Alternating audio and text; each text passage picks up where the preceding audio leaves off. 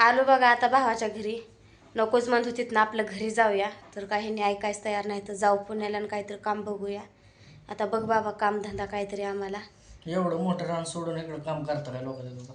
ते काम करता काय म्हणजे आता सोडलंय नवऱ्यानं, हातचं सोडायचं आणि धावत्याच्या मागं पळायचं असं काम केलंय. ह्याचं जातंय काय मग तीच म्हणते कुठं आपल्याला चुकतंय का? उगाचच लोकाला हे करले आणि यश दिल्यावानी होतं या. आपलं लेकरं बाळ घेऊन तिथंच राहायचं, करायचं, खायचं. तर भांडण करायचीच काय करायचं? एवढी भांडण करतंय काय कळत नाही बाबा आपल्याला. आपलं खायचं, आपला आपला परपंच करायचा, एकदाच काय वाटून घ्यायचं, वाटायचं काय असेल ते. सारखं सारखं हे तुझं रान कर, ती पेरलं त्यानं पेरलं, मीनं पेरलं, माझ्या रानात मकान, त्याच्या रानातले मकान, तसले भांडणं करून परत धडधड नीट का खाते फूट बी करेना ती, काहीच करेना ती. त्याची बायको शिकवत त्याला, ती भाऊ येतो भांडायला. पुन्हा मी जरी नाही काय बोलली तर म्हणते ती ह्याच्या बायकोनं शिकवलं आणि पुनमीनं शिकवलं ना आला भांडा. ह्यांनी भांडतच नाही तर भाऊ ना बाबाचं आजपत्र केलं म्हणून तर हे आलं या फळाला. आता भाऊजाईला भांडतं तसं भावाला भांडायचं. भावाला नाही भांडायचं. भावाला भिवून आल्या तर नको घर तिथनं घरदार सोडून तुला सगळं राहू दे, गाडी हा एवढीच फक्त घेऊन चाललो करून सगळं तिथं जाग्यावर सोडले. माझी मी करून खातो. करून खायचं काय सोपं आहे का? आता ह्या पुण्याच्या ठिकाणी गावाकडे मी म्हणते 4 दिवस राजकारण काम लागू दे, पण तिथं भागतं. आता उलट गॅस पण भेटत नाही तर शिटीत आता हे अवघड झालं या. करून खायचं आणि कुठं कामं लागायची आणि कुठं काय करायचं. नवीन गॅस पण देत नाही. कधी असली शिटीतल्या कामाची सवय हाय का काय हाय? मला तर काय काम केलं तर लागायचं. मला धुंड भांड्याशिवाय काय काम लागायचं? शाळा शिकली मी इतकं. त्यांना लागल कुठं तर एखाद्या कंपनीत. आता काय करा, 4-8 दिवस राहावा. ऑटोमॅटिक राग कमी झाला की ऑटोमॅटिक जाते ती. कशाचं 4-8 रोज राहतो राग कमी होतो या. होत असते बघ काम बघ आपलं. त्यांची इच्छा आहे ना. तुला काय म्हणलं काम बघ म्हणलेत ना. त्यांना 2 दिवस नाक्यावर नेऊन उभं करतो, मग कळलं. नाक्यावर इथं उभं राहत नाही ती बाई, नाक्यावर उभं राहते ती बिगारी काम करायला. ती गाड्या मागं ढकलाय. गाड्या माग म्हणून नाही, मग असं बिल्डिंगची कामं करायला जात नाही ठेकेदार. जाता काय कुठलं तर करायचं काम. आता मग आले नवऱ्याने स्वतःने येळ आणली म्हणले आता करायला तर पाहिजे. उपाश मारायचं. अशाची येळ आली. 18 एकराचा माल हाय तर एवढं 4 रुपये घ्या खिशातलं संपल्यावर पुन्हा काम करायचं लागेल की. 4 रोज जाते काम बघूच तर पैसे. जमीन जुमला असताना लोकांना काय काम करायचं करायचं मला काहीच कळलं नाही तुमचं. आता काय कळ नाही म्हणजे तुला सांगितलंय ना दाजीनं काम बघ म्हणून. त्यांनी सांगितलं होय म्हणलाय मी होणार. मी नको म्हणते. मग नाही म्हणू का, होयच म्हणत असतं. पण मी नको म्हणते. रात्री लोणन ती इकडेच आहे ना कुठं इकडं, तिथं त्यांची मावस बहीण आहे.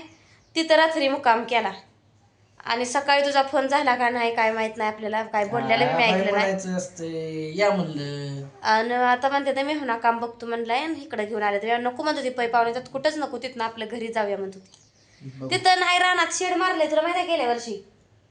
तिथं जाऊन राहूया म्हणते आपले.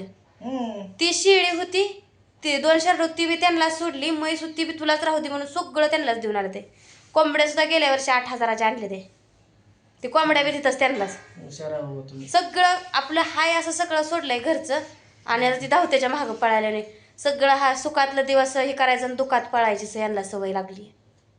जे इथं राहते त्यांना माहिती आहे कसं आहे शहर. शहरातल्या माणसांना वाटतंय गावाकडे जावं. वाटतंय गावाकडे जावं, आम्हाला जमीन जमला असते. आणि तसंच आहे की मग तुम्हाला हाय तर तुम्ही म्हणताय आपल्या हक्काचं आहे. असं बी नाही की लोकांचं आहे की बाबा त्यांनी बाहेर काढले. तुम्ही सोडायची काय गरज आहे? कोणी बाहेर काढलंय? त्यांनी नाही बाहेर काढलं, स्वतःहून माणूस निघलाय. तुला सगळं राहू दे म्हणून रागा येतात. रागायत का असते. आता कवा येतात कोणा पुरी घेऊन शाना आता खायला नाही. वहिनी चालल्या होत्या मग म्हणलं चला गाडीवर जाऊया म्हणून ती गाडी घेऊन आता गेले. ती खायला नाही कुठं येत न दिला बाजून कुठं कोणाटा. आता तिन्हीच्या तिन्ही पुरी घेऊन वहिनी आणि ह्यांनी गेले. ती आले इथं केलं जेवण बिवण, चहा पाणी केलं आणि तिथनं हल्लो होतो. लगे आले नसते बोलायचं आपण. तुला बोलता येत तसं त्यांना बोलायचं का आम्हाला? त्यांनीच विषय काढल्यावर बघ म्हणायचं, बघतोय म्हणायचं असते. भेटत नाही, भेटतच नाही. काम कुठं भेटायचे? काम हाय, रोजगार आहे का आता एवढा? आता लय पुण्याला काम पाहिजे की काम. तिकडली कामं, गावाकडची वेगळी कामं, इथली वेगळी कामं असते. करू दे एक बऱ्या बघू दे कुठं तर काम बघ त्यांना. 2 दिवस राहू दे निवांत, मग बघाय बघतोय म्हणायचं असते. काय बाबा कळलं नाही या माणसाचं मला तर काहीच तीच कळत परत तीच परत म्हणतील काय काम लागत नाही चला गावाकडे. माझं तर जीव रडकोंडे आलाय बघ. सगळं घरचं दाचं सगळं सोडायचं. रानात आता लसूण झालता, लसूण नीटनीटका करून बांधलाय, वर केलंय सगळं. खायचं कांदा झाल्या ते काय कमी नव्हतं. सगळं कष्ट केल्यावर सगळं मिळतंय. कष्ट मी करू लागते बराबरीनं. एवढं मोठं रानात पेरलं, भिजवणं केलंय. आता एक पाणी एवढं भिजवलेलंच आहे त्यांनी. मग काय तर आता हिरीला पाणी आहे, बोरला पाणी आहे. आणि आता सगळं तोंडाला पिकं आलेत या. आणि आता सगळं सोडून पळायचं. आईच त्यांना मजा वाटते ना. आईतच गुदगुल्यात. आता कसं लावलं हाकलून, ती हाकलून लावलंच म्हणणार आहे ती. ही मग स्वतः आल्यात निघून पर. काहीच कळलं मला तर. तुमचं काय बोलणं झालं तर फोनवरती मला माहित नाही म्हणून म्हटलं तू काय म्हणलाय काय बघू तर. म्हणे यायला लागलोय तिकडं. मी म्हणलं या काय झालं तर आल्यावर सांगतो. आल्यावर काय लगे आपण आले विचारायचं का काय झालं आणि कशाला आलाय.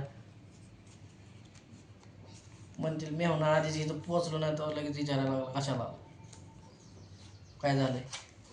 काय झालंय कशाला आला विचारायचं नाही तर काय करायचं. तसं नसतं विचारून. मग काहीतरी काम असेल इकडं आला असतील म्हणून आले असतील.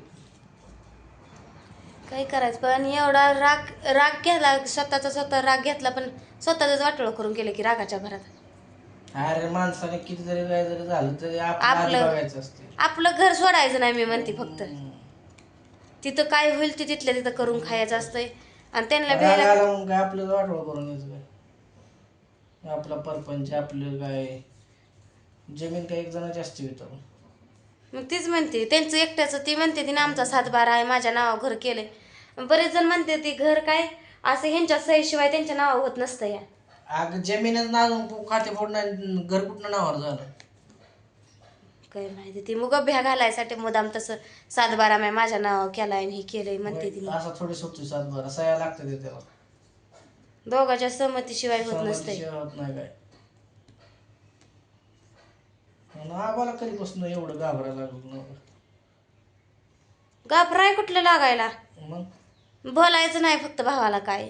आज पत्र बी तसंच केलंय. भाव करून भावालाच खायला घातलं, भावासाठी सगळं केलं. आता घर बांधलं आम्ही. स्वार्थाचं काय काम केलंय सांगतो. घर बांधलं 4 खोल्या. ती बी राहते ती आम्ही बी राहतो या. आता जे पाणी केलंय आता ती काय त्यात ती पैसे द्या आणि हिस्सा घ्या म्हणतोय आम्ही. आमचा स्वतःचा पदरचा खर्च गेलाय त्याला 3 लाख. तर तुम्ही पैसे द्या त्यात हिस्सा घ्या म्हणतो या. बरं 1 लाख दिल्या तर आता अजून किती 50,000 राहिल्या ते. पाडतानाच आधी विचारलं होतं नाही दिलं. नाही म्हणली आम्हाला गरज नाही म्हणली त्यावेळेस. किंवा आधी खाते फोडवायचे घराचं म्हणून 1 लाख रुपये दिलं त्यावेळेस. खाते फोडवायच्या आधी विहीर पण पाडायला नव्हती पाहिजे. मग गरज होती. जमीन पडका एवढी मोठी जमीन असून काय उपयोग. पडायला लागली. पण आता मग ती हिस्सा तर मागणारच. हिस्सा मागणार मग पैसे द्या ना. परत घराला 9.5 लाख रुपये गेले. ते घराला बी थोडं तितकं गेलं नाही. ते 9.5 लाख. त्या रानात माती भरली काय रान सरळ झालं की. आता त्यांचं बी नावावर आहे. त्यांनी माझ्या 7-12 आपल्याच नावावर केलाय म्हणते ती. सगळ्यांच्याच नावावर आहे. त्यांच्या बी नावावर आहे, यांच्या बी नावावर आहे. शेड मारले मसर त्यांचीच बांधते ती त्यात. दोघांचं कसं झालंय मी करतो हाणल्यासारखं तू कर रडल्यासारखं असं काम आहे. असं झालं या. नेमकं काहीच कळलं नाही. ह्यांनी तर कामं करायची सोड. मी मग पहिल्यापासूनच म्हणत होती हिरवी पाडू नका काहीच करू नका. पुण्याच्याला अजूनही असं चांगल्यात वाईटपणा येत आहे. तुमचं देवरशी बघायला लागतो एकदा काहीतरी. सारखं चालू आहे तुमचं. सारखंच किरकिरण सारखंच भांडण आहे. कुठल्या गोष्टीवर नवरा बायकोचं तर होतंय, भावाच तर होतंय, जावाच तर होतंय. सारखी भांडणं आहे ती. कशामुळं लागते ती भांडणं काय कळत नाही. आणि किती बी चांगलं व्हायचा प्रयत्न केला का ती मनातनं काहीतरी डाव ठेवते ती खेळ्या करते ती.